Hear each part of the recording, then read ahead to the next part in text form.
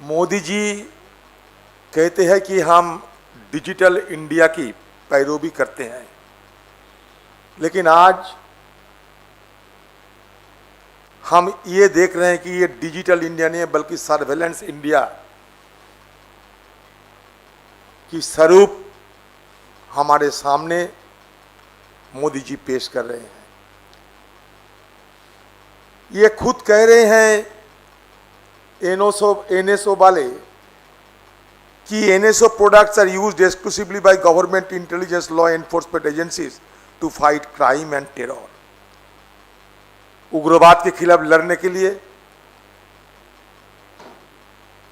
सरकार इसको इस्तेमाल करते हैं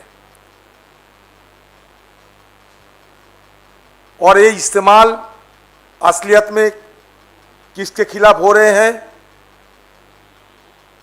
जिनको मोदी जी समझते हैं कि वो मोदी जी के लिए कोई खतरा पैदा कर सकते हैं, उनके खिलाफ ये पेगासस को इस्तेमाल किया जाता। जो मोदी जी के खिलाफ बात उठाने की हिम्मत रखते हैं, दम रखते हैं, उनके ऊपर ये खुफिया एजेंसी को तैनात किया जाते हैं। लभासा जी के खिलाफ, क्योंकि हमारे इलेक्शन कमिश्नर लभासी जी मोदी जी की पांव तले बैठ के उनकी आज्ञा मानने के लिए तैयार नहीं था, इसलिए पेगासस उनके खिलाफ इस्तेमाल किया गया। हमारे राहुल जी एक बात कहते कि हम मोदी जी को नहीं डरते, हमारे देशवासियों के लिए जो सच्चा है वो हम बोलते रहेंगे चाहे कुछ भी हो। और ये कुछ भी होते हुए उन्हीं की परिवार के इंदिरा गांधी जी, राजीव गांधी जी को शहादत लेने पड़ी और उनकी परिवार के एक सदस्य के ऊपर आप खुफियागिरी कर रहे हैं, उनको उग्रवादी सोचते हुए उनके खिलाफ आप ये खुफियागिरी कर रहे हैं, पेगासस को इस्तेमाल कर रहे हैं। बताइए, हिंदुस्तान के लोग राहुल गांधी जी को, मोदी जी को अच्छा नहीं लग सकते?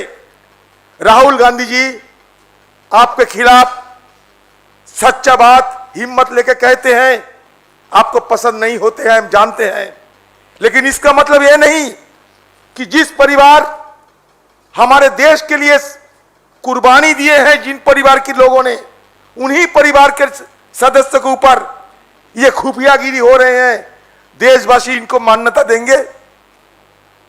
तो इसलिए हम ज्यादा बोलते ना हुए हमारे पार्टी की तरफ से लोकसभा के अंदर ये मसला हम उठाएंगे, जोर शोर से उठाऊंगा। आज गोलमोल तरीके से मंत्री जी एक बयान पेश किए हैं, बयान पेश करते ही वो भाग के निकल चुके। लगता है कि सूट और स्कूट पॉलिसी अपना रहे हैं।